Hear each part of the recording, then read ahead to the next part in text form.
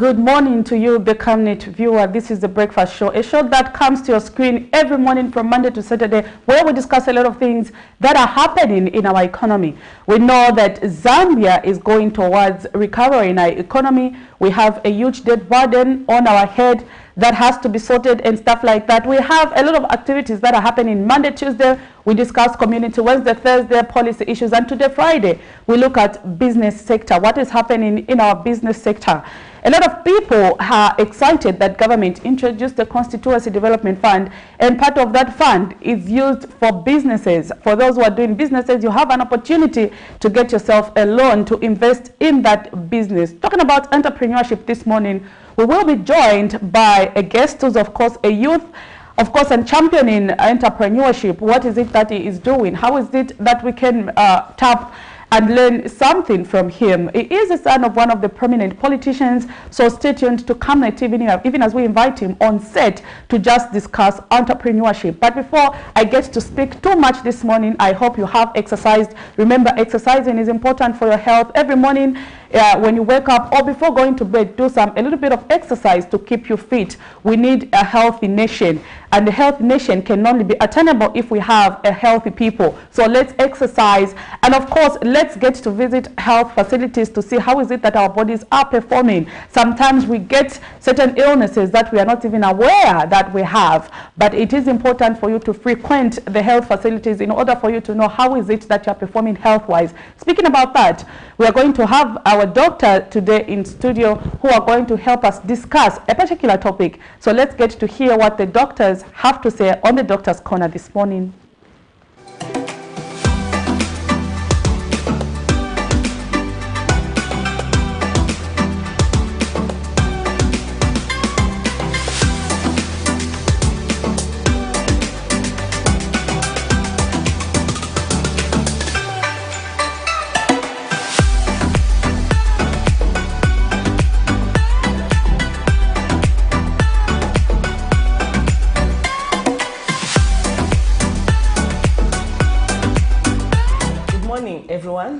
My name's Dr. Ebedi Sadoki, a public health specialist, currently with USAID SAFE. Today, I'll talk about how to treat mental health illnesses. I'd spoken about the triggers, I'd spoken about what it is all about, how it manifests or shows itself, but today, let's talk about treatment. For awareness, I feel like talking about treatment is very important so that those that need it can not be discouraged but seek for medical help whenever they find themselves having some of these symptoms, maybe even early enough.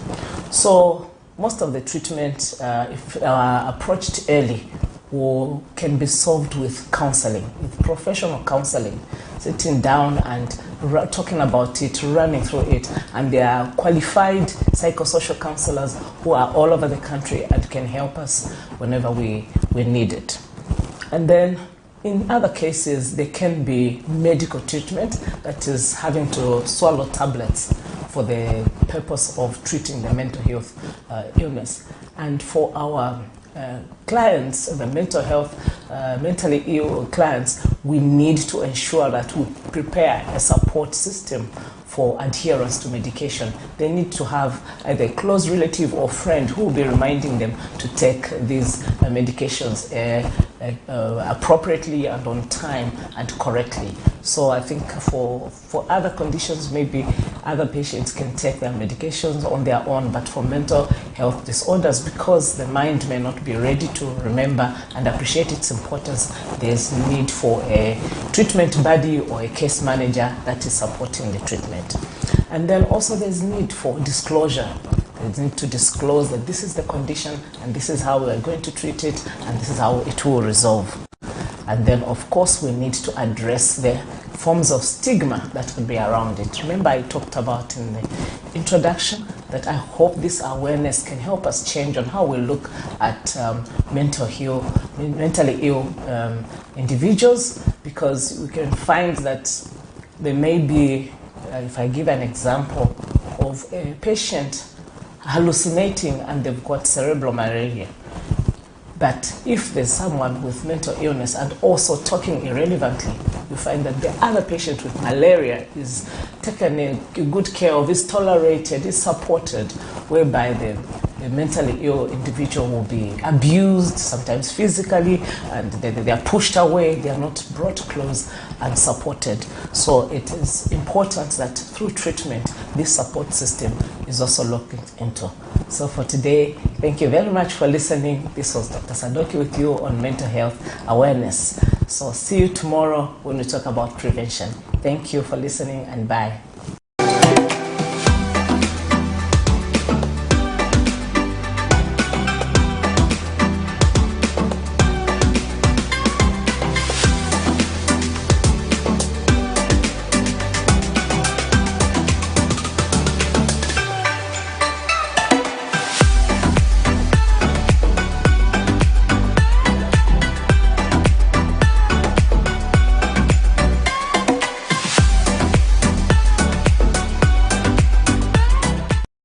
Was Dr. Sadoki, and of course she was talking to treatment of mental health.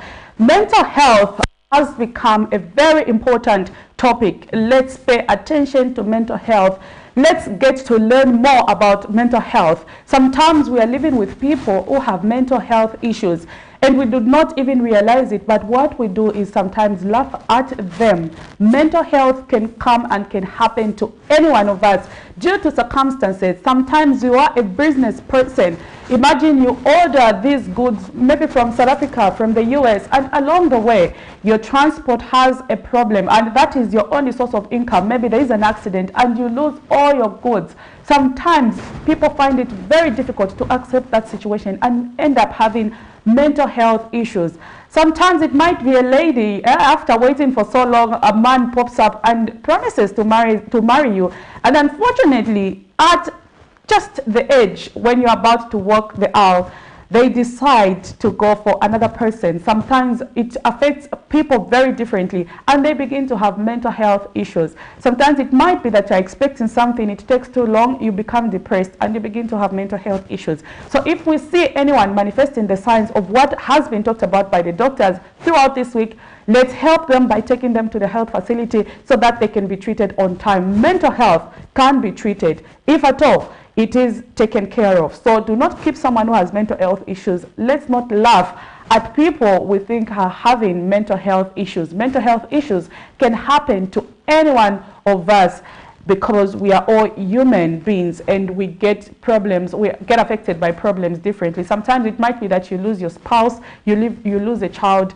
you lose a loved one, you lose a friend. Sometimes it really hits you hard to an extent where you begin to have mental health issues, failing to accept that you've lost a mother or a father. That is one thing that hurts a lot, that people sometimes fail to accept. Having this close relationship with your mother, then unfortunately she's no more. And the thought of knowing that you'll never see them again even affects you more and might lead to mental health issues. Sometimes those who are on drugs begin to have mental health issues. So let's begin to look around and be each other's keeper. Our children home, our neighbors, let's not laugh, at people having mental health issues. Let me talk about mental health issues. Yesterday in the news we played a clip where a man torched his own house after having a marital dispute with the wife.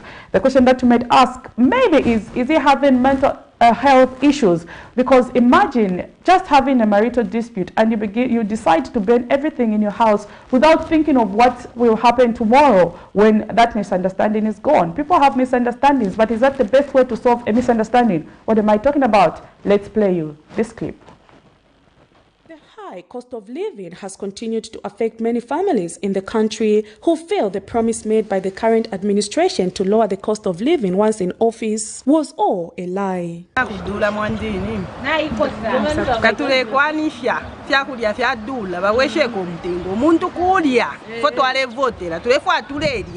Bank of Zambia, Governor Dr. Denny Kalialia has told journalists at the Monetary Policy Press Briefing held in Lusaka Wednesday that fuel and food prices will continue to be high provided the war between Russia and Ukraine persists. In a sad development, an 18-year-old mother of one has been left stranded after her abusive husband burnt some of her clothes and household properties in a fit of rage after the breakdown of their 3 years marriage. The victim, who lives in Lusaka's Kanyama compound, has revealed that her husband, identified as Norton Motoka, aged 24, is in a habit of physically assaulting her on a daily basis, accusing her of infidelity. Fearing for her life, she says, she decided to flee to her sister's place after her husband made repeated threats to stab her with a knife and their 2-year-old child, but she later reported him to a community human rights-based organization where they advised that the couple separate. Kujao takambisa na vintu vasira. Na wauza tia isinku funani. Muzakani pa ya denango. Muzakani pa vema mbonya mke yote mfuno nyamula ichi. Muzakani ilasa naifi. Wakwatu wakabutike. Weze tacho kama nje ukoti kujawarembea na chanichi. Wawarembea sapoti ya mwana tumzileta every month. Kubarembera bamverana kudotuka chepanja pakoti bakangamba kaja pepa pe bakangamba kapepa tabwera kunutibwa niwauza mpaseni makiweze endisa tabafi pesa bafingira mshopu mujastiza mshopu veze chita mpaseni makiti endestenge unanti bantu bafuna ndogulisa ndemwe tabwerera kuno iya kazendani za upezani kashi bebe bapita so batamanga kakwezi wandotenga petro nje kubwama nje kushoka vivintu. And the girl's aunt says the family wants justice to prevail. So ni last week umkalamba wakwa isa mkushi mkilanti umfweni fale ikala umwana senge wemi. So inufuna shile mwati ifi tafiweme elo ngababa problem yo beta na feku familia chaume. Kula kuine balanda fiapo nishita batwitira ifwe familia chana kashi kairi ngatupa ile so ngemu achibana ngoma iro bula bushungali mwipa pantolo alifumie fishimbi nama na ifi bali babiri aishiteto bafi katundu imbale fionse fya mngandalito. So that's why ali safulwa afuma abutoka nukuisa yako victim. So we fought the police. And the human rights advocate Richard Nkua says his organization, Concerned Citizen for Justice and Human Rights, will work on sending back the victim to school and has since called on other well-wishers to come on board and assist the victim. This is high time we should urge women and parents and also the stakeholders to say we shouldn't allow our children to enter into the marriages at the tender age, because these things also they are part of the cause of gender-based violence. We totally condemn whatever is happening right now. Meanwhile, neighbors have alleged that Motoka is fond of physically attacking the victim. Maningi kushashaka mbabe tachuke kwa kuchukua sanga lapo na freedom deni kumenyana deni maskando mamuna pasika pesa nzogula pete kushashukele mkazi mnyumba nshimandie chani na pongo zindia benza wanga bopinde saka yanga menga nza pera mnyumba manje kozi muchinje asembe enza mwana wanu mera chitaso asembe mwachita bwanji mukonkoroka pongozi muchinje mkazi naifi manje sembe sikuchoka mwatawe sembe sembe afelata. It is becoming a common occurrence, an everyday thing. Barely a day passes in Zambia without the report of a case of violence against women. Child marriage remains an issue that requires urgent attention. Miriam Kaimba, reporting for Camnet TV News. There you have it. That was one of the stories that made headline in our news yesterday. We spoke to the woman who's been affected by the act of the husband. Imagine having a marital dispute and someone decides to burn everything that you have in the house. Is that the best way to handle some of these issues that we are having? Mental health. Remember, the doctor was talking to mental health. Let's go to the health facilities and check ourselves and ensure that we live healthier. You might not even know you have mental health, but mental health challenges are real, because for someone to go to such an extent, it means they are having mental health issues, and you can be helped if you go to a health facility, maybe given medication, counseling and stuff like that. That kind of behavior is not normal, and going forward, that's one thing we should avoid. If you have a marital dispute, there is always a way that can be sorted. Unlike burning everything that you have in the house, where are your children going to go? Where are you going to go the following day? What are you going to do? Are you going to start from the scratch?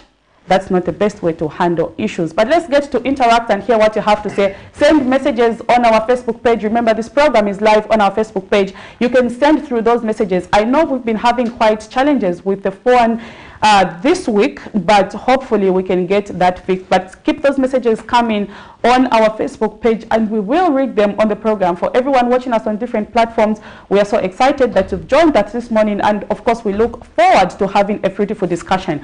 But before the doctors, when we listened to the doctors, of course, we spoke about entrepreneurship. What is entrepreneurship? What entrepreneurship ventures can you venture in? In this 21st century, we've seen a lot of online businesses are now popping up, and a lot of people are wondering, where am I going to start from? How can I utilize online platforms? How can I start a business when I don't have capital? These are some of the questions that we ask each other. In studio today, I am joined by a young entrepreneur. He is, of course, a son to one of the prominent politicians, of course, aspiring to become the president of Zambia one day. But he is, of course, also a leader and, of course, the president for the youth, advocating for youth leadership and business.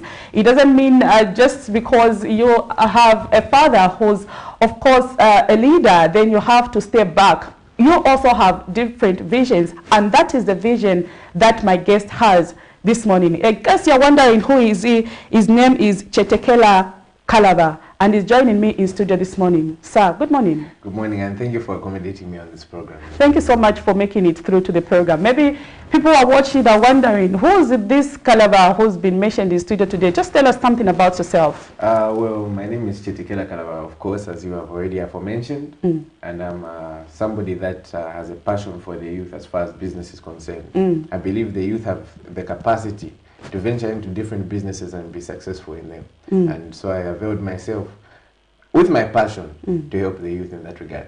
Let's talk about your education background. Well, my education background stems from the beginning, where I had done my primary school at Little Che, my kindergarten school at Little Che, and then I had moved on to Baobab College, located, I think it's in Chilanga, I believe. I had done my primary school there, and I had moved at grade 6. Due to me focusing, I decided that I needed to focus more on school because I was too close to home. And my parents had sent me over to Chengelo in Mukushi Central Province. And I had completed my studies at Chengelo School. Right now I'm currently schooling. I've done my A-levels at the University of Zambia. I was at the University of Zambia the whole of my A-level period, and now I'm pursuing a degree in business and economics. That's interesting. We are talking about entrepreneurship this morning. Let's get to hear what you have to say about entrepreneurship. We know we are in the 21st century, where a lot of people are talking about businesses. A lot of people and young people are coming up to do online businesses, and a lot of people are wondering, how is it that you can become an entrepreneur even when you don't have resources? I know you are a student, and of course you are an entrepreneur. Let's talk about studentship and entrepreneurship. How is it that you can utilize a lot of platforms that we have as a student to become an entrepreneur? Well, that's not the first time I've actually received that question. But for the sake of people that have not heard me speak on it for the first time, I would like to say, if there's a student watching me, maybe at a university, I believe there's no balance you need to strike between business and studies. I would say studies, you pursue them full time. Studies is something that can take you far. I always like to say everybody has a degree, but to what extent can that degree take you without you having a business to back for it? You see, it's very important that you get a degree and you get educated, because we have a number of people that are already educated. But with you having a company, it will add some value to what you do. I like telling young leaders that at a group that I was taking last week at the University of, I think it was the University of Unza, or I believe I was at NIPA. And then an individual had asked me the same question. And I said, you do not have to take school and then balance it with business. School should be full-time, and then business should be part-time. Because as you pursue that degree, you have something in that business. When you're invited to speak in foreign countries, when you are invited to go and speak to other companies, you have a degree, and they'll value you for that. And despite that degree, without them valuing for that, you have a company. So there's substance to the degree that you have. There's substance to what you're speaking. And people will say, not only does she have a degree, because many people have degrees, but she also has something to back the degree that she has. So I believe there's no balance to strike. School, you run with education. A lot of people take a lot of people seriously when you are educated. When you are very educated, people will take you seriously. But when there's something backing that education that you have, you cement the deal. So is it possible as a student to also be a full-time entrepreneur? I know when you were answering, you spoke to the fact that school should be full-time. But I've seen a situation where people are in school full-time and of course they are full-time in business. How do you strike a balance between being full-time in business and being full-time a student? I thought I had already aforementioned to that, but how you strike a balance, like I said I wouldn't advise that people would strike a balance because business is one thing that you can easily do in your free time. Maybe that would answer the question way better because you are allocated a lot of time. A lot of things are apportioned. God has blessed us with this life that we have, and in this life there are a lot of things that are limited. Not everything is in full supply. One of these things that are in limited supply in life that the Lord has given us is time. So I advise students to save their time. People who are studying to save their time, to save it. The measurement of life is measured in time. That's the measurement of life. And the bare fact is that the Bible actually says, sorry to get spiritual, but the Bible actually tells us in the book of Ecclesiastes that there's time and chance that happens to them all.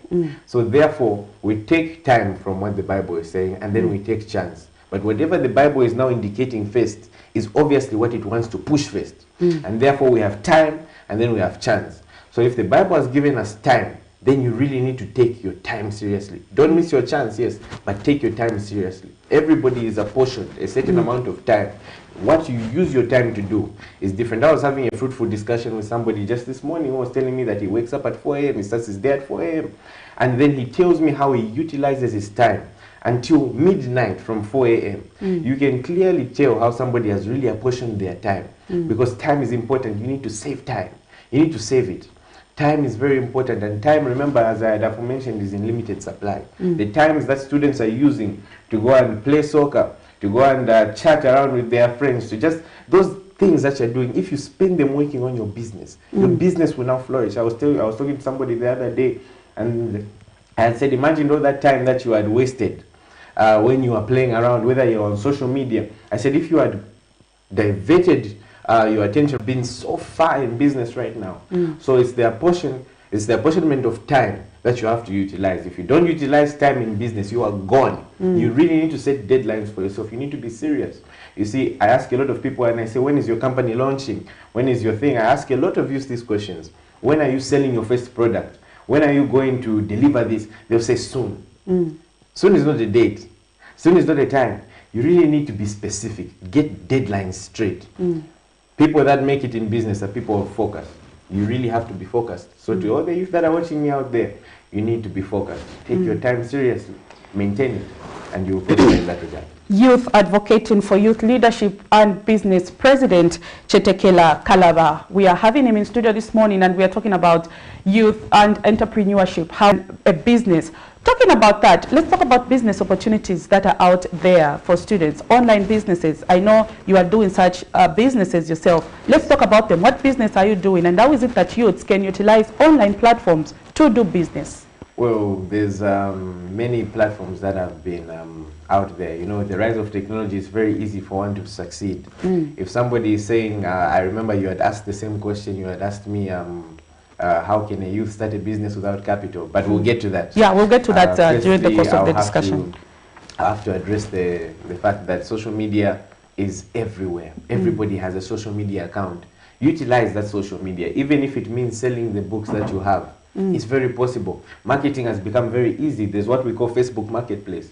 There are many opportunities for a youth to make money in this current day society. There's drop shipping, there's online business that we call drop shipping, where you register your own business on an online platform that I like to call Shopify, and then sell products, just like I was doing. I had registered my own business. I had a friend that had also registered his own business on Shopify, and then was now selling clothes on them, and it's direct to consumer. So he does not have to be involved. You do not have to package the product. You do not have to be involved in the handling.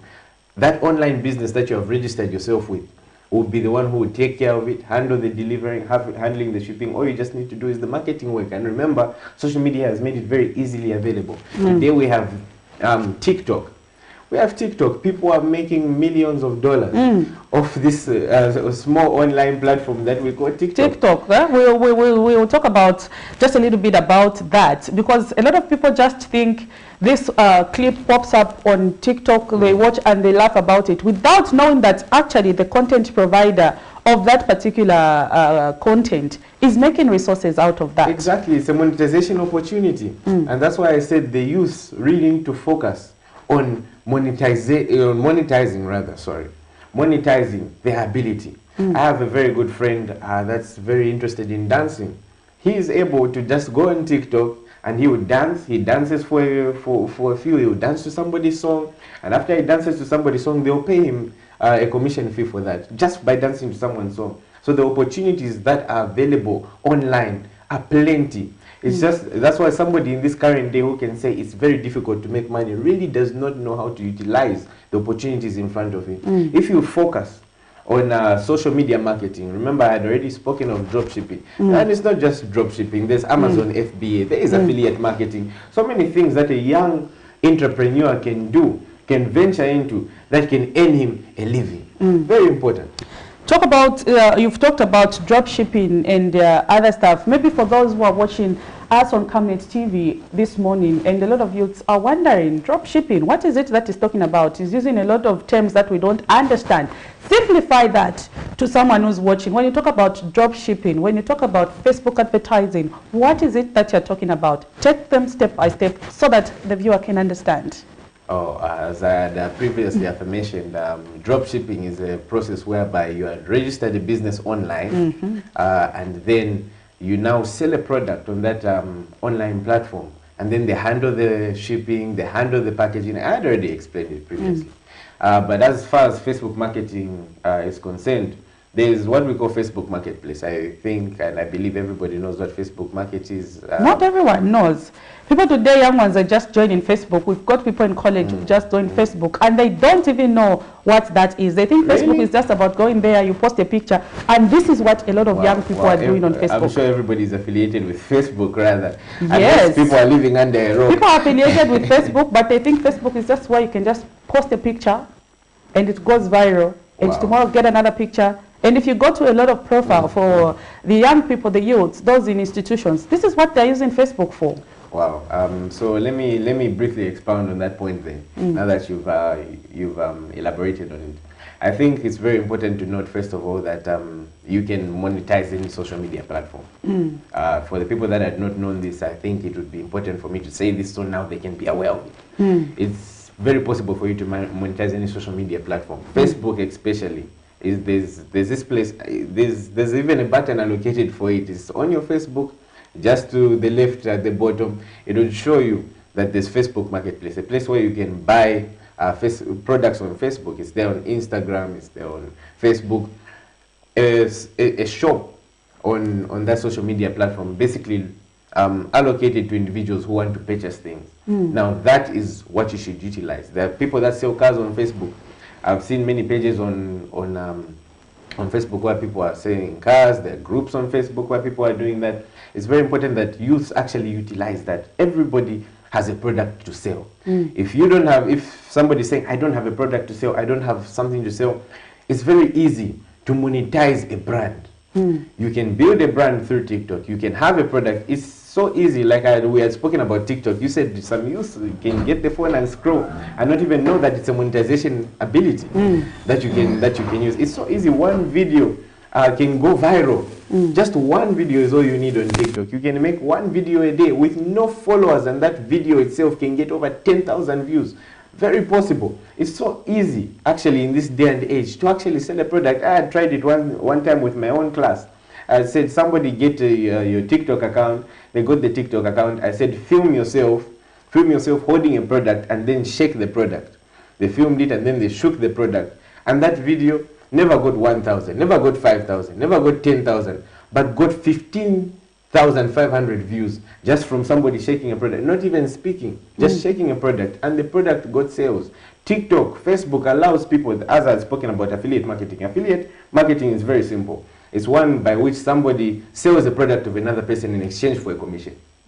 That's exactly what affiliate marketing is. You can sell me a product today. You can give me that cup, and then I go and sell it. I just market it. All you're just doing is marketing it.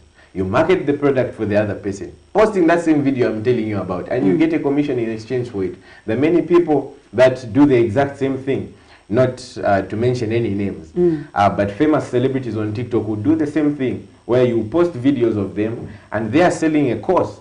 And then because you have posted a video of their course and they will click on the course, and there's now an affiliate link of which I've briefly explained. And from that affiliate link, you will now get a commission. Very simple.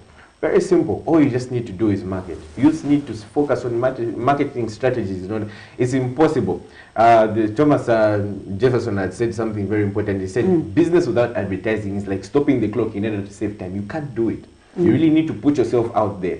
You really need to put yourself out there. It's very important.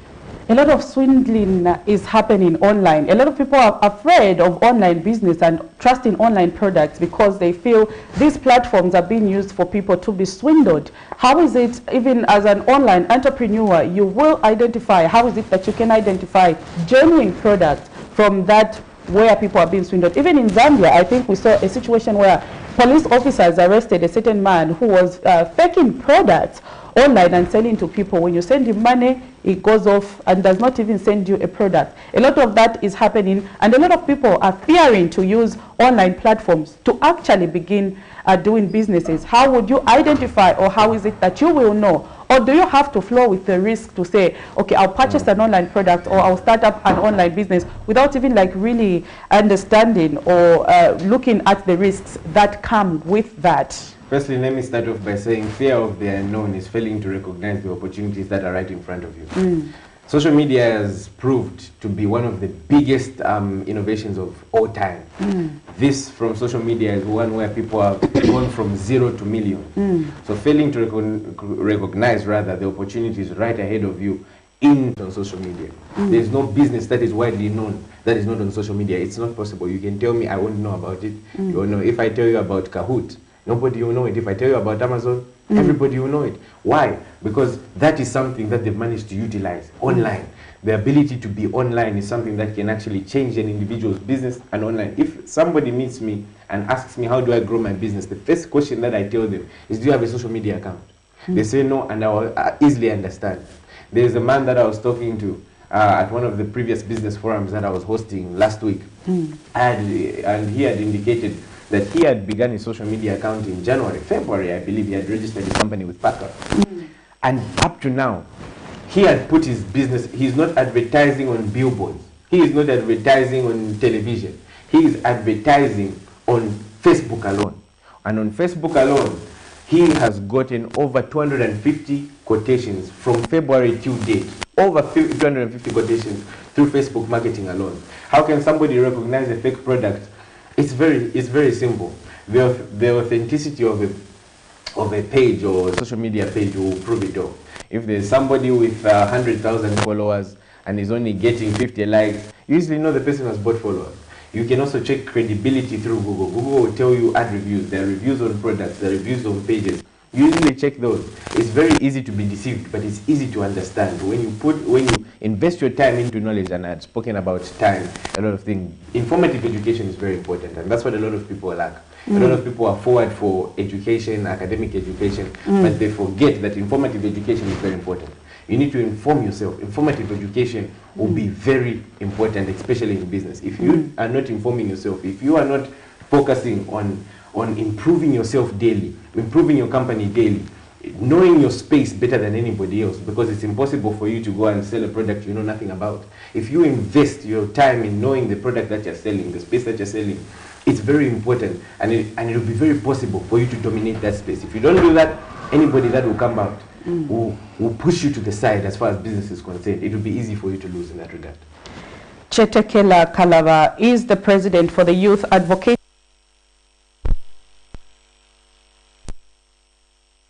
This morning we're talking about entrepreneurship. How is it, even as a student, you will actually become an entrepreneur and become successful? What business opportunities can you venture into? Being a student sometimes is a lot of work because you have limited time. But how is it that you can use that spare time to start up your own business? This is what Mr. Kalaba has been speaking to. But in case maybe you are wondering, I don't have capital, what business can I do? Of course, I'm a student, I don't have capital.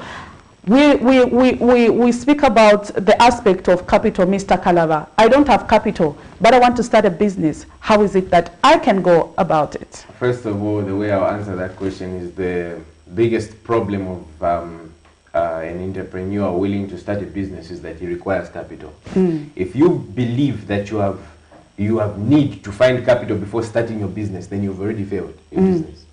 You don't require capital to start a business. The most important capital that you need is informative education. Like I already said, you need to know your space better than anybody else. The way I had started my first business, I had no money to put. Of course, you can say you had solicited money from different people. No, I did not.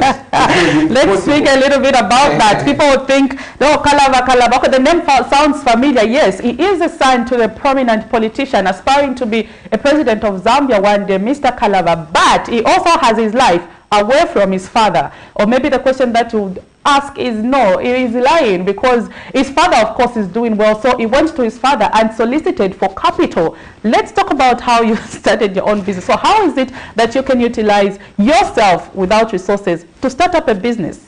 Well, pointing fingers is always something somebody would want to do. I had previously said fear of the unknown is the most incompetent thing anybody can ever do. When entering business, you never need capital. And let me just expound on that for people who are thinking in the like that you had previously aforementioned. Business does not require you to start it with capital. If you require capital, then you have already failed. The way I had already started my first business, I started it on social media, like I have just said. There's something on Instagram called Instagram theme pages. Instagram is completely free. The only cost of it is bundles. It's a bundle. And everybody can actually look for bundles. Of course, if you can be on Facebook, definitely you have bundles. Definitely, you have a lot of people commenting on Facebook and moving around. If you have a phone, you have access to capital. That's the only capital you need. Let me repeat that for people that never heard me. If you have a phone, you have access to capital. I had started with a social media theme page, and I had started growing that page, growing that page, growing that page. It's still on TikTok right now, and it's still on Instagram. And people were actually paying me to advertise on that page that I had. Of course, I might not expose the page. And then I had many more pages after that. So it's very possible to start a page and grow it. Look at, let me give an example, not to promote other people, but there's a social media page in Zambia that deals with political media. And you know, they started from scratch. They had no employees, they had no this, no that. They just started posting, covering stories and posting, and then the page has begun to grow. No, of course, we've got the Prevantus, the calendars, the candidates. We have all of those. You said it, not me. Yeah, of course. Just so just giving an example so that people can understand what is it that when we talk about this, what are they talking about? Indeed. So, so pages like the candidates, they started from zero. What you require is not capital. What you require is innovation. If you think that you need capital to start a business, you've already failed. That's why I previously talked about a man that I was talking to in the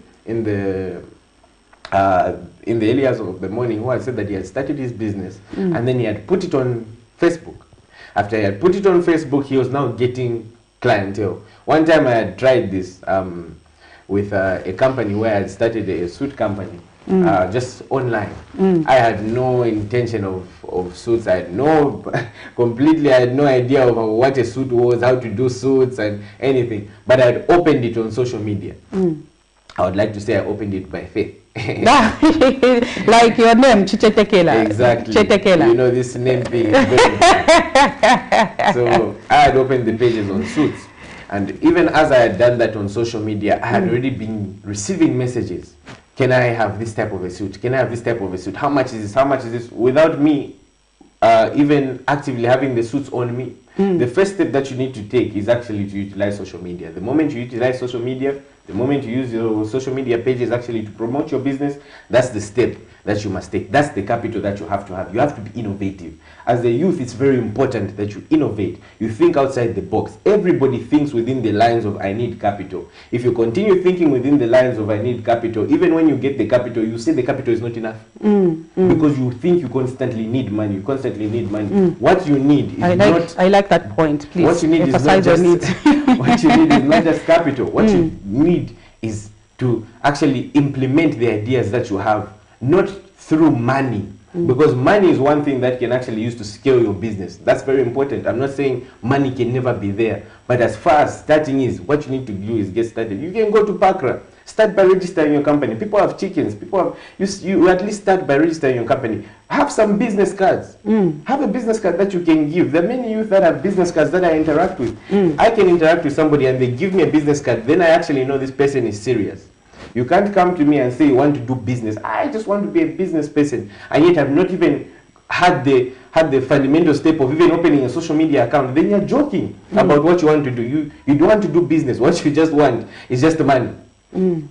So you don't require fundamental capital. The capital that you have is the asset. That's why I say you have to really invest in your mind. When you train your mind, I said this point some days ago. I said when you train your mind, you invest in your mind. Your thoughts that will be delivered to you, because thoughts are delivered constantly. Everybody thinks. Now, the difference between somebody who's very successful and somebody that's not successful is knowledge. If you think of it, the only thing that's different between somebody who's very rich and somebody that's not rich is information, the information that the rich person has acquired. There was a billionaire who went and proved it in America, who said that it's not just this thing that I have where I'm lucky. They had stripped him of everything. And it only took him 90 days to give it to you. You train your mind, and your mind will now be trained enough to deliver to you the right thoughts that will begin to earn you commercial value. And then the value that you've placed on your thoughts, it's very important. They will now be able to now contribute positively to your business, and your business will now begin to scale. The money will come. The money will come. What you need to do, the capital that you have, the capital that you've already been acquainted with, which is the fundamental aspects that the Lord has already blessed you with, which is the brain that you've been given. The social media, you have everything on the table. Everything. There's more possibility for somebody in this current day society to become wealthy than any other time in history. That's why I was arguing with somebody the other day. I said, why should anybody be uneducated in this planet? They have the capacity to do so. Why should anybody fail to succeed in business? They have the capacity to do so. They even do online education now. They have the capacity to do so. And there's so much. Imagine, people can even learn online. Somebody is just on the phone and somebody is being in China and then they're learning in Zambia. One class can be taught on the other side of the world. So what is really impossible in this business that people are talking about? Is it the capital that should limit you? We give you the money finishes, you're now requiring for other capital. What you really need to do is innovate. Youth, be innovative, and you will definitely make it in business. Of course, that is Chitekela Kalaba, and he is the president for the Youth Advocating for Youth Leadership and Business. And of course, this morning we are speaking entrepreneurship. If you are an entrepreneur or you've got aspirations, but you don't know where to start from because you don't have capital, he has spoken to that fact. In case you're just joining us on this program is being streamed live on our Facebook platform. Keep those messages coming, and of course, we will be able to read them. We are having quite a challenge with our phone, so keep those messages coming, and we will be able to read those messages. Remember, you do not require a lot of capital for you to start a business, because once that capital finishes, you will again solicit for more capital. So what you need is to use your mind. That is according to Mr. Kalaba. Maybe even as we come to the conclusion of this interview, why do you think businesses fail? Well, in my opinion, I think a lot of businesses fail. There's fortunate and unfortunate businesses that come. A lot of businesses previously had failed due to COVID, due to some unforeseen circumstances. But there are also some circumstances where a lot of businesses were not prepared. You see, lack of preparation can be the death of a company. You need to prepare in good times and you need to prepare in bad times. This is exactly why the Bible says, see it there, that you walk therefore circumspectly. Circumspectly, the word circumspectly actually means observing every possible outcome. You really need to get down to the nitty-gritties of your business for it to succeed. You need to know what you're doing when, what time, what place. You need to know the organizational structure. There are a lot of businesses that I come across, and it bothers me time and time again that the company won't even know its numbers. It doesn't, the business owner will not even know. What's your market? Target market. It doesn't know its target market. It doesn't know the cost per unit of a product. And that bothers me time and time again, of somebody not really being informed about his own numbers of his own company. That is a business, when the wind blows, when the storm blows, it will definitely not succeed. You will be like a man who built his house upon a sand. And when the wind blows, the wind will take away the house indeed. So it's very important that you get down to the nitty-gritties of your business. You should know when your business is scaling next. You should know who you are meeting. You should know exactly the loops. There are a lot of loops. A lot of seepages in a lot of businesses. You might not know your numbers, you might not know the accounting. If you get down to that, it will be very possible that your business will never fail, because you are aware of everything. That's why I really said that you really need to invest in knowledge in business. You really need to know your space better than anybody else. If you are in the chicken business, you need to know your space better than anybody else. Your target market, as you had really said, your clientele, you need to know them. You really need to know the time that the eggs are breeding, the chickens are breeding.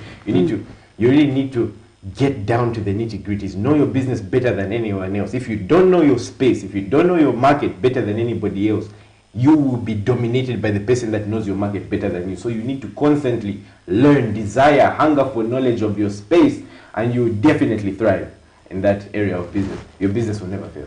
Chitekela Kalaba is the president for youth, advocating for youth leadership and business. And of course, he is a student and an entrepreneur. I hope for every youth who's watching this program, you have learned one or two things on how you can start your own business. Please do not wait for you to have a lot of capital to start that business. A lot of youths today are sitting around and complaining and looking for opportunities to be employed. We did see when the Central Statistics Agency advertised for the enumerator's job, we saw a huge response, more than what they even anticipated. Why? Because a lot of youth are looking to get a job that is going to earn them something. You can use a lot of online platforms for you to start up a business. Do not be limited with how far you can go. So Mr. Kalaba, of course, is the president for youth, advocating for youth leadership and business. In case you need to learn more about what he said and start online business, you can get to contact him. You will send through that message, and we will be able to send you his contact. Please get in contact with him. Youths, let's check up a lot of opportunities that are around. If you do not know how to start, you can always have someone to talk to, and these are the youths out there who are making an impact, who you can get in contact with, and they will be able to teach you a lot of things that you need to know about online business and how to start that online platform. So Mr. Kalaba, thank you so much for making it on the program this morning. Thank you so much for having me. Personally, as an interviewer, I have learned a lot of things from what you've said, and when you were speaking, I was challenging myself. I'm like, okay, I need to tap into some of the things that you've just said. So thank you so much for coming through to the program. Thank you so much. So right about now, we're going to take a short breather, even as we allow our second guest to settle. Do not go away. We have another exciting edition and a lot of important things to discuss this morning. But keep those messages coming. At one point, I will have to read messages. And of course, shout out to everyone who's following us on this platform. So stay tuned, even as we take a short breather this morning. Do not worry. For immediate coverage of any breaking or latest news in Zambia and around the world on Camnet television, call the numbers on your screen.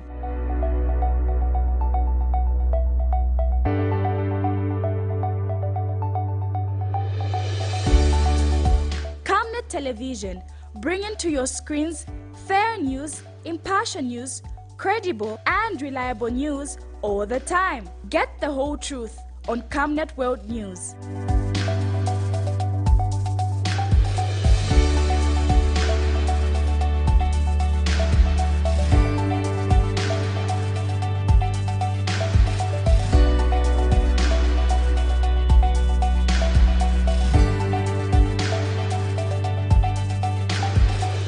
Camnet Television, not just another channel. Are you a business organization or an individual with a dream to register your presence in Zambia and around the world? Waste no time, because Camnet Television is offering an opportunity to sponsor any of the following programs. The main news.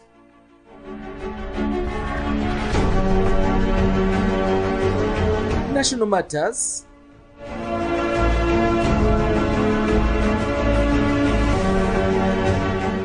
Breakfast show. The verdict. Partnership of greatness. Economic briefcase.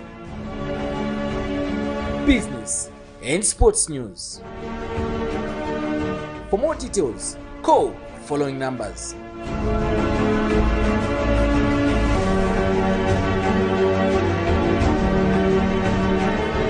Camnet Television, not just another channel. Water is life. Each drop counts and each must be cherished. Our tried and tested product meets all international standards. With our smart drip technology, we aim to deliver precision irrigation designed to reduce blockage and wastage, ensuring a high yield. Renglow, your smart irrigation partner.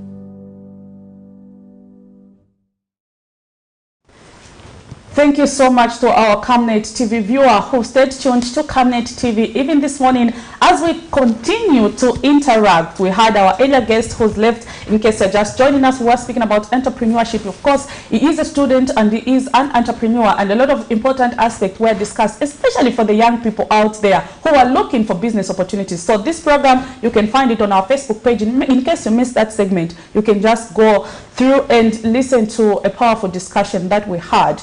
And of course, also we are moving into another powerful discussion this morning. We are looking at economic matters. Remember, this week the central government did maintain the policy rate at 9%. Talking about the policy rate, a lot of people might be wondering, what is it that I'm talking about? What is the policy rate? What other aspects are in there? Before I introduce my guest this morning, of course, seated just next to me, we are going to play you this clip on the decision that was made by the central government on Wednesday this week with regards to maintaining the policy rate at 9%. Let's get to hear what the Bank of Zambia has to say.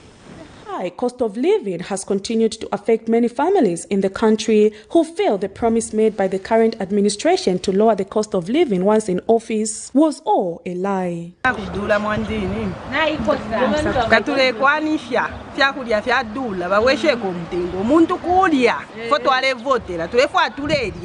Bank of Zambia Governor Dr. Denny Kalialia has told journalists at the Monetary Policy press briefing held in Lusaka Wednesday that fuel and food prices will continue to be high provided the war between Russia and Ukraine persists, and says Zambia needs to find an alternative solution to counter the problem. Consistently elevated energy and the food prices. So if the conflict in Russia and the Ukraine prolongs, then it means we have to contend with a prolonged high elevated energy and the food prices until, of course, other alternative sources are identified. And while the year-to-year private sector credit rating has contracted to 2.1% relative to the 1.3% growth over the same period last year, preliminary data has indicated that a lower cash physical deficit was recorded in the second quarter, largely on account of reduced expenditure amid strong revenue performance. Preliminary data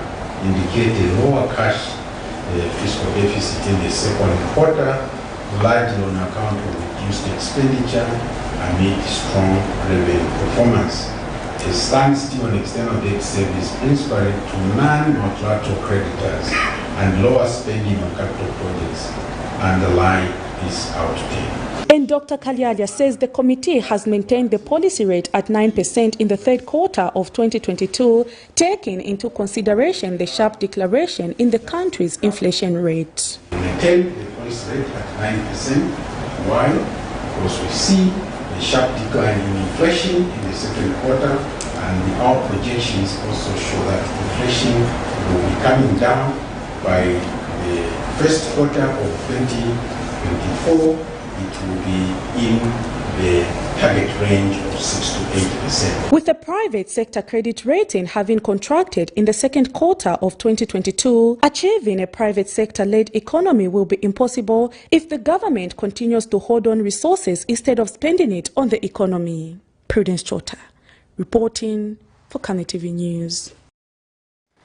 That was the central government of Zambia. The central bank Wednesday this week maintained the policy rate at 9%. Among other things that were spoken to was the fact that the energy and food prices in the country will continue to be high provided the war between Russia and Ukraine persists. And of course, the governor mentioned that we need to find alternative solutions to that.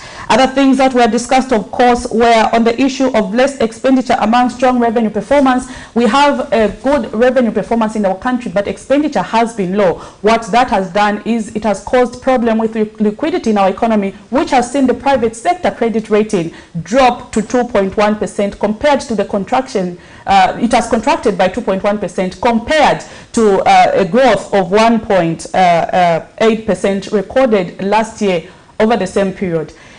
I know most of you are saying the jargons that you're using are difficult to understand. That's why we have Mr. Kelvin Chisanga in studio this morning. He is an economist, and of course we are discussing economic matters with Mr. Chisanga. Mr. Chisanga, thank you so much for coming this morning. Thank you so much. It's my pleasure. Good morning, viewers. Of course, central bank's decision, let's start with that. They maintained the policy rate at 9%. This is the third time they are maintaining the policy rate at 9%, owing to a number of factors they mentioned, among them the fact that our inflation rate has reduced to a single digit, and of course it is moving towards our projection of 8 to 9%. When the policy rate is maintained, for someone who's watching, what does that mean?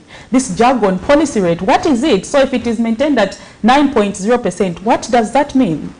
Okay, basically the policy rate interplays into the financial market, where basically the banks as well as non-commercial banks, basically they peg their product and services based on that base rate. So if I'm getting a loan, for example, in a simple term, that policy rate is what actually even now interplays into the pricing structure of my loan. Yeah, so eventually whatever happens with the financial market or financial institutions, basically they use that policy rate to actually pass on the cost of the structure of cost to actually the consumer using that base. So it's basically the key matrix that they normally use to give out the loans. So supposing that the policy rate was supposed to be adjusted upward, it could have affected even the current existing loans, or even those future contracted loans will be also passed on with that increment. If supposing that this rate was supposed to be adjusted upward, or even downward, it could have also happened in the same way. So basically, it interplays also with the aspect of credit on the market for businesses as well as for investment. Yes. And because someone is just wondering, okay, he's talked about loans, but of course I don't have a loan with the bank, so how does that affect me? So when the policy rate is adjusted upwards or maybe downwards or maintained, how is it that it goes down to a common person? Because sometimes people don't understand the fundamentals that happens in the economy, and you think, okay, it's only affects those who've got loans, but I don't have credit myself, so I think it's okay. You see, the issue to do with policy as a broader perspective, it touches a number of wider investment schemes. Obviously, when you look at it in a critical or typical manner, it basically borders the aspect of inflow and outflow of credit. It's most like it measures the money supply in the economy as well, because monetary policy rate has also got a different dimension it takes. It takes a dimension of to control the forex market as well. It takes a dimension of price stability as well. So it has a lot of compendium of cases to look at. It's not just centered on the part of interest rate. It has also the part of interplaying the forex market. It has a part also interplaying the liquidity in the market, in the overall economic environment. if you look at the economic structure, it basically comes also to interplay a number of key factors in the economy as well. So it has a lot of attachment to the money supply. So even when you look at the inflationary part, which has been quite critical, you know, Zambia has taken a part, in fact with the Bank of Zambia, has taken an inflation targeted approach, which is actually basically the key mandate that the Bank of Zambia has been given by controlling the price stability. So the monetary policy rate interplays into all those angles. So basically it's something that actually has a broader view in perspective. It touches the whole environment in terms of economic structure.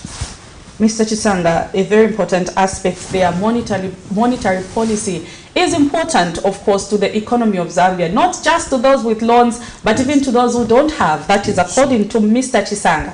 But at this point, maybe the question is, we have seen a high cost of living. Prices of commodities are going up. We know we have a reduced inflation rate, but the price of commodities keep going up. So was the decision by the central bank to maintain the policy rate at 9% the best choice during this quarter? Well, yes. I would say that 100%, and it's quite recommendable because we are looking at the good effect that it's giving. If you look at the positivity that we're able to see from the policy that has been, by the way, this policy has maintained almost now 3 times. 3 times, it has been maintained for the 3rd time. Obviously, we are looking at the way it has actually been building up. It's actually building up a recovery process as we speak. We've seen a lot of good calots coming from there. And obviously, when you look at even just the typical sense of how the monetary policy has been built, though it's not able to do heavy lifting, as we may say, but has made some heavy marks on the economy. We are able to record some recovery process. Even when you look at the trends in which it has actually been giving some resultant effect, like the inflation, which is actually yielding to the policy corridor of 6 to 8%. That in itself signifies the importance that it has actually played in this whole scenario. But again, also, if you look at a number of key factors underplaying this, it is basically giving a very good telling effect as well, in that when you look at the way the economy is being built up, it's basically just interplaying what we need to do. Obviously, yes, on the case of inflation, last month there was a small surge that took place of about 0.2%. That in itself was coming as a result of the upside risk that we are still posed with, which is actually fuel dynamics. When you look at the monthly fuel calculator, and even just the way things are interplaying, we are basically seeing a lot of stuff happening in that. When you look at the discussion that also was being built up by the Bank of Zambia, he was talking about energy prices going up as well as food prices, and also how we can mitigate some of these effects. So basically, these are the only risks that we are also posing to how the monetary policy is supposed to be performing. But obviously, on the broader perspective and the view, we're able to say the monetary policy is accommodative. It's able to give birth to what we're able to see. Mr. Samba, the governor did mention that the fact that the war between Russia and Ukraine persists, the cost of commodity that will continue to be up unless we look for an alternative solution. And of course, the president has been speaking to that, to say we need to look for other solutions. At this point, do you think, what do you think we need to do as a country to supplement the challenge that we are having due to the war between Russia and Ukraine? Because the finance minister says the prices of fuel and of course food will continue to be up provided the war between Russia and Ukraine persists. And we don't know when the war will be ending. What we know is the war has now gone beyond what anyone expected. There's a probability this war might continue. But as a country, are we just going to sit and say, provided the war continues, then fuel and food prices will continue to be high? What do you think we need to do as a country to lower their cost of living?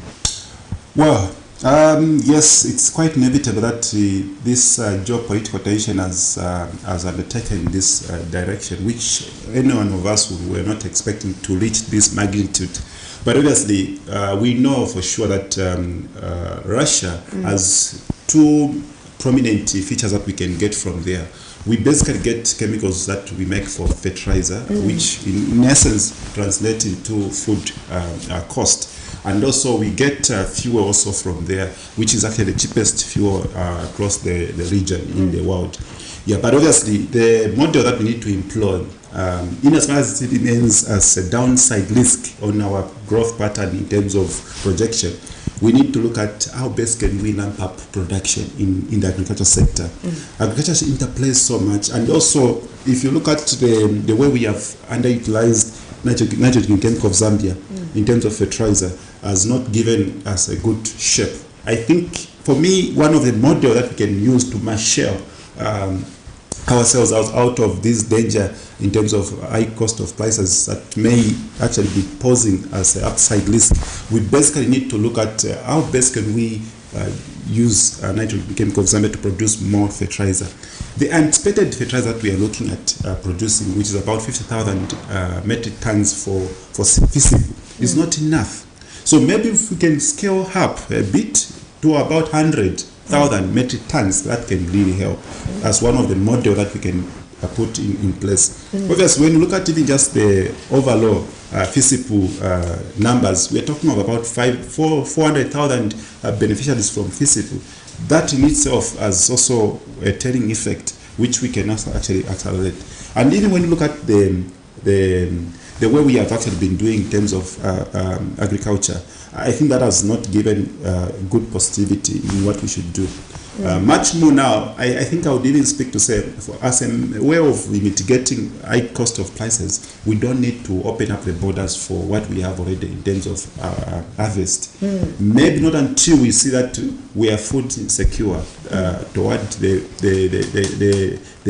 critical times that we normally face food issues or food challenges around rain season or during December to somewhere like March. I think that's what we need to look. We need to steadily moderate this export process very nicely so that we don't need to suffocate the supply in the market and create unnecessary demand. Then when it comes to the aspect of farming, I think also I'm speaking so strongly on this because I know out of farming, out of agriculture, we can make ourselves, comfortable. Obviously, when you look at the region, has got so much appetizing demand for agricultural products, and Zambia can make agriculture to be a key economic host after mining, or even just as one of the most priority. Then mining follows. So what I'm trying to say that also there is a need to look at a model in which we can work out. But obviously, when you look at also the fuel component, which is actually a critical component in this case, being the upside risk as well on the other side, we basically need to look at accelerating the model of transporting 60% of diesel off the road, and which is actually earmarked to be done by latest in December. So imagine if we remove 60% of diesel off the trucks and use the pipeline to pump into Ndeni. That also will really help. And obviously with the process of Ndeni, we have a supply of security in terms of the commodity itself. So with these two being tackled in this way, I think we should be able to see that Zambia will normalize some of these effects. But again, also there is a need for us to look at how best can we take advantage of the fiscal environment that we are creating as well, and probably also try to bring some incentivized taxes to the market that are performing very well in the country. I think those are the model that we need to look at. Do you think that will kill businesses? Because our sector is performing well, then government should milk a lot from us. No. What I meant is to bring favorable incentives to those businesses that are doing very well and those that are emerging to be doing very well. So if we can have such striking balance in terms of trying to see how best we can bring, incentivized tax policies, that will be able to help out a lot. And we should be able to see that we actually get a good scale of production for this nation. Mr. Kelvin Chisang, of course, is an economist. In case you're just tuning in, we're looking at economic matters. This week, the Bank of Zambia did maintain the policy rate at 9%, What does that mean for our economy? Mr. Chisanga has spoken to that. And of course, the Bank of Zambia governor did mention to the fact that fuel and the cost of food will remain high provided the war between Russia and Ukraine persists. So the question that we were asking Mr. Chisanga this morning is, what is it that we need to do? What if the war between Russia and Ukraine persists? Are we going to fold our hands and say the price of commodity will continue to go up? And what is it we need to do as a country? Of course, is mentioned to a lot of aspects, that is with regards to investing more in the agriculture sector and also putting up maybe some measures to ban the importation of certain commodities that we can grow locally unless there is a shortage on the market. That is a very good submission in case you're just tuning in to Camnet TV this morning. Economic matters. If you want to make a phone call, we are having a challenge with our phone line. I think you've seen throughout this week, for those who've been wanting to make phone calls on this program, but you can keep those messages coming through to our Facebook page. We will be able to read those messages. Thanks to everyone who's watching us and following us on different platforms. Talking about the monetary policy meeting held on Wednesday, the Bank of Zambia also did mention to the fact that the credit rating for the private sector has reduced. It has, of course, contracted to 2.1% compared to the growth that they reported of about 1.83%. Pardon me if I don't get the numbers correctly, but what we know is that the private sector credit rating this month fell by 2.1%. Mr. Chisanga, what does that mean? And of course, the Bank of Zambia governor did mention to the fact that this might be attributed to the fact that our expenditure is performing very, our source of income. We are getting more money. We have money right now, but we are not spending the money. As a result, it has drawn liquidity out of our economy, affecting the private sector performance. So the credit rating for the private sector has been lowered. How will that affect our economic growth? And I also know the president is speaking about having a private sector-led economy. But if the private sector credit rating keeps going down, is it possible that we are going to attain a private sector-led economy? In the short term, it might be a little bit difficult for us to attain what we may put as key parameters to achieve. But obviously, with the lead that actually we are able to see emanating from all this, it will be basically going to reduce aggregate demand for most of the stuff, be it consumable or even essential goods. So what we just need to do is that I think we need to speed up the process in which we are working with the government, where we have this private-public dialogue forum, so that we can be able to channel what has been, bottlenecks in terms of exercising participation. We just need to see how best we can also ramp up industrial activities and ensuring that we also increase the level of participation, because what we have actually been seeing also is that because of this effect where we do not have so much of the expenditure columns working out, we have a situation where there is an accelerated poverty income, which is also accelerating in the country. So there's a need for us to look at a level of balanced view, where we basically need to invite roundtable meetings so that we see where we can actually iron out the bottleneck that we're able to see in terms of participation from the private sector. Because the private sector is what drives the economy. And if we see private sector is not participating fully or to the fullest capacity, then it means there is a problem somewhere. And now the government should be able to start thinking to say, how can we incentivize or stimulate or even just steer this atmosphere? Because obviously, looking at the different composition that we are able to see now in the economy, the economy is ready to actually do great stuff. Even when you look at a number of key economic barometer or meters that we can see in terms of certain things, I think we need to look at how best can we strike best effort in terms of production. So it requires that we need to look at where is the problem coming from. The moment we can identify that, I think it will really give us a good sentiment. Identifying where the problem is. The local currency has been performing very well against other major convertibles, Mr. Chisanga. But what we are seeing is different when it comes to economic performance. Talking about how is it that our local currency is performing. We are going to zoom into the money market right now to just understand how is it that our local currency is performing against other major convertibles.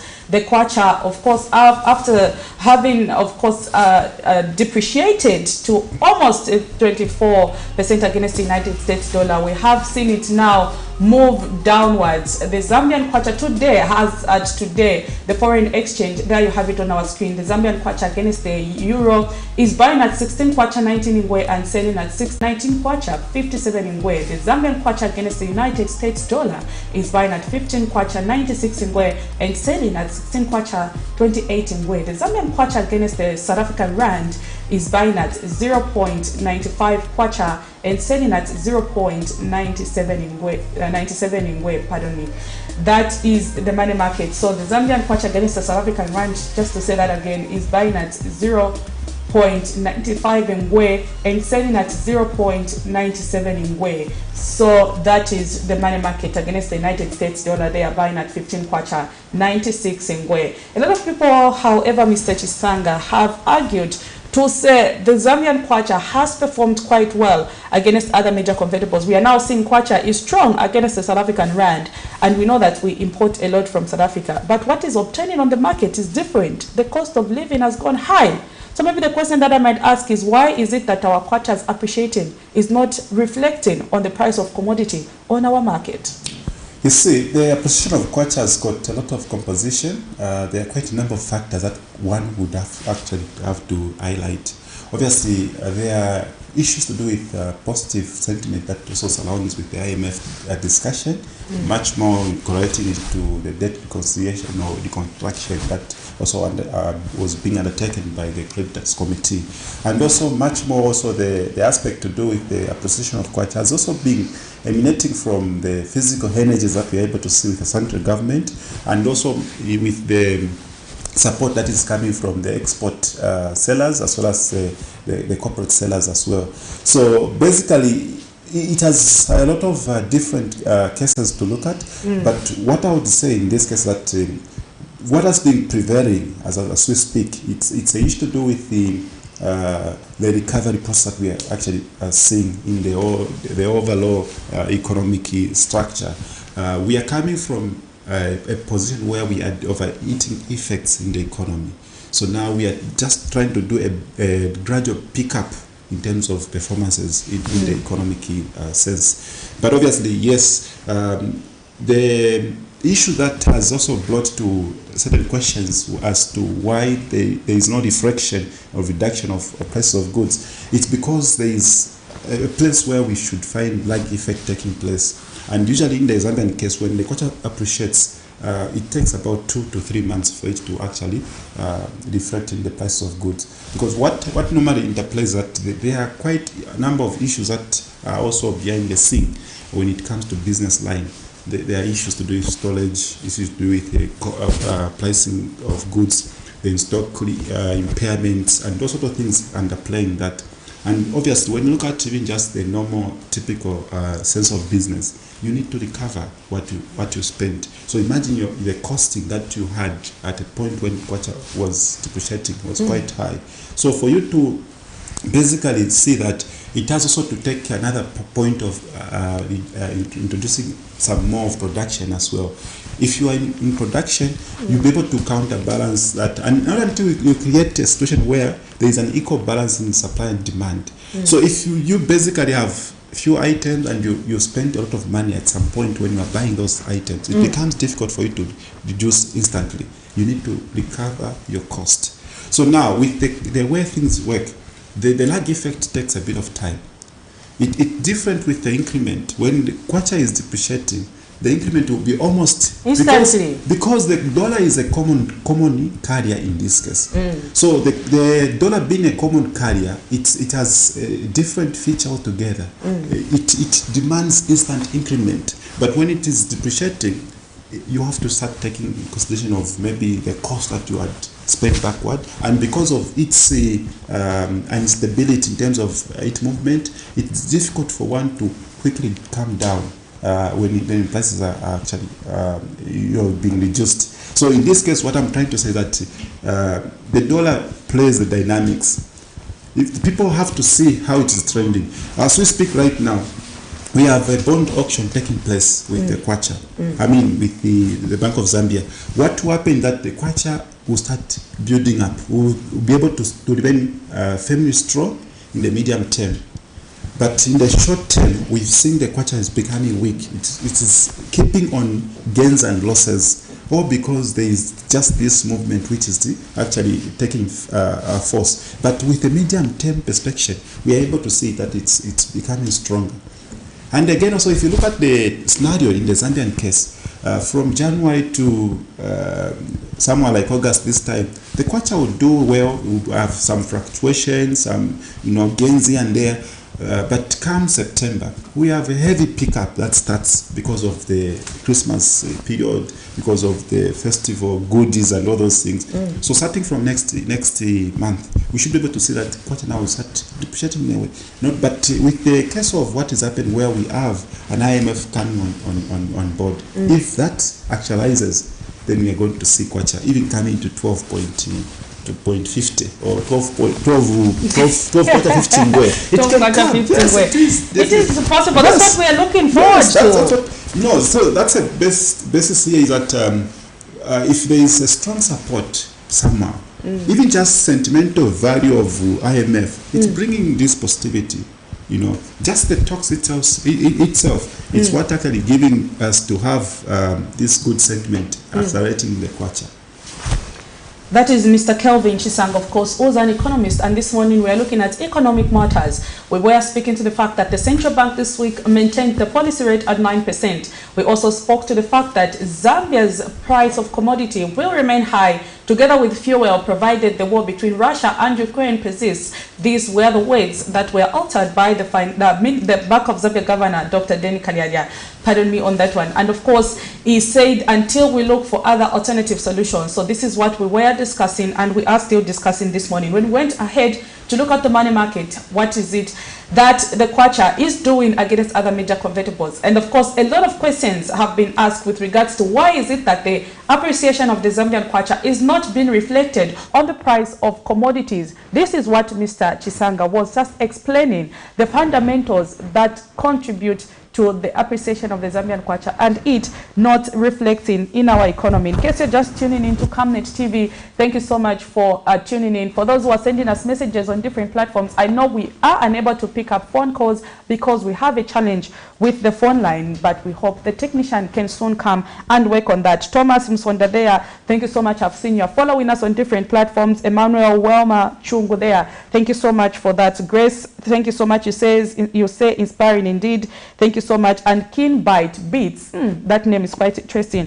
Thank you so much for following Camnet TV, and to everyone who's following us even as we continue with our program this morning. Mr. Chisanga, I know you have mentioned to the fact that fundamentals in the market, sometimes a lot of components are added. Let's talk about the performance generally of the UPND administration. I know they've clocked a year since they took over office. Let's see how you have to rate them. Which economic sectors have they performed well, and which ones do they need to improve on in order to ensure that we are full to economic recovery, which we are looking at? Well, if I were to let them, it's a very interesting question. But obviously, I would say maybe 6 out of 10. They have done slightly half of what they are expected to do. But obviously, when you look at the issues to do with the economic performance in sectorial sections, we've seen that there's been that political will when it comes to the mining, but they haven't done the best that they need to do. Obviously, for reasons that some contracts in the mines are forward contracts which were earlier made or which have actually been lying in perspective. Yeah, so maybe what need to be done or what need to be looked into is to sustain the policy in terms of tax regime, and that's how to need to be done as a precursor in this, as also a solution to what has been happening dramatically on the mining sense of life. Then when it comes to issues of agriculture, I think there's a need for us to look at, of course, when you look at the projection that we are trying to do for FISIP in terms of giving fertilizer. Last season we had about 26,000 metric tons being produced from the nitrogen of Zambia. This time they have doubled the number of fertilizers that need to be produced from there. So that I would say, yes, they have done quite well looking at the funding that they are providing for this. Then also when you look at the education sector, I think we've seen that they have done quite a number. It has never happened in the Zambian history. Employing about 30,000 plus teachers at the same time, or civil servants at the same time. That in itself gives a lot of hope and signifies good positive outlook as we go toward the end of term. I'm sure as we go toward the end of term, we'll be able to all smile. But the bottom line here is that if you look at the Ministry of Health, or rather in health care, I think they just need to look at how best can we look at replenishing some of the essential medicines that need to be there. But obviously, looking at the labor market that they have provided to the healthcare, it's also signifying to say that there is a good positive direction that they are making as well. Then when you look at the ITC, I think ITC, given the focus also under the Ministry of Science and Technology, it's also doing very well, and it's what's actually been getting to where we are and making a lot of huge economic gains for this nation, and particularly for this economy. I think there's a need for us to extend a number of key factors that we can push into the science and technology and make science and technology to become an industrious activity for this nation. Then when you look at the overall scenario of what has been happening in transport, in the other sectors of the economy, I think there's a need for us to start reviewing some of these, policies, and much more with the economic policy of looking at value addition. I think that is one of the biggest factor that we need to push with a very strong fortitude of political will. If we can have that as a light meal in the morning, in the afternoon, and in the evening, to be a value addition talk on our table, I think that would be really a very good direction that we need to take as a nation. Obviously, when you look at the imbalancing factors that have actually been happening between export and import, we are seeing that we are still remain to be having more of the import bill compared to the export side of things. Yeah, so that in itself translates to where we are. If we can share ideas that could be productive in nature to drive our local industrialization policy and make it work out, it will really help to expand our export bill. And we should be able to see that our export base will be something that can talk of a good value. And much more when you look at the export side of things, it will bring now the capacity to counterbalance on the external market. Because what has been happening is that for us to maintain a very sound performance on the forex market, we need the export bill. The export base is basically what actually can regulate this. But what we have done over time is that even now, as we speak, the Bank of Zambia has been, flocking into the market, trying to cushion the pressure, which is not supposed to be the case. In as much as it may be a case that we can look at, but it becomes a danger in a way, because we want to have natural forces in terms of supply and demand to underplay the market. So now, when you look at also the other various aspects in terms of UPND, I think when you look at the policy consistency, they have remained in tandem, and that actually is what also is required for the economy. And when you look at also the issue to do with the budget performance, I think they have remained also on a top note, considering that they have remained within the target line, both on expenditure as well as on revenue columns. That also signifies to say that we are headed in the right direction. We just need to see how best can we work certain things so that we are able to balance up the act in the economy. Yes. Mr. Kelvin Chisanga is, of course, an economist, and this morning we were looking at economic matters. Mr. Chisanga, Lotson Josephine Ngosa, pardon me, says, well articulated, but we need to see improvement in the economy. As we come towards the end of the program, maybe let's just hear you respond. What is his name? Lotson Josephine Ngosa. Okay, Ngosa, you see, we are coming from a position where the economy was overheating. So we are basically in the eating process. So I'm sure, even when somebody is going through an eating process, I don't think they will jump a certain stage. It requires a gradual pickup. So that's what we are trying to do. We are basically recording ourselves in a very slow-paced movement. We have a gradual pickup in investment from the private, even public now, as public sector has also started now giving a very good atmosphere. You cannot go to ZESCO and buy or rather supply items without them giving you money on time. They have to give you money on time because this government is looking at getting things that are already budgeted for. So you cannot supply an item, then it takes about 6 months. It means they are killing you as a business. Yeah. So with my last word now, I can say, I think we just need to remain a little bit resilient, support what is happening in the economy. If the UPND is not able to perform certain things in the next few years to come, we have an option to make, and we can criticize wherever there is a problem. And much more now, let's become participant of our own economy. We need to have local investors that can actually, put money in shape, especially when it comes to a forex performance. Imagine we had the billionaires or millionaires who are basically investors in this nation. These will not be able to have capital flight in terms of money coming out of this nation. So there is a need for us to look at a way in which we can create business, and this is the right time. Zambia has been opened now to actually fully utilize the opportunities in terms of business. Yes. Mr. Kelvin Chisang, of course, he is an economist, and we are looking at economic matters this morning. We looked at the decision that was made by the central bank this week on Wednesday to maintain the policy rate at 9%. What does that mean? Does it only apply to those who've got loans? How does it trigger to me as a common man? These are some of the questions that Mr. Chisanga was asking. Of course, we've seen the private sector credit rating equally dropped this month, of course, this year, by 2.1% compared to a growth that was reported last year. How is that affecting the private sector?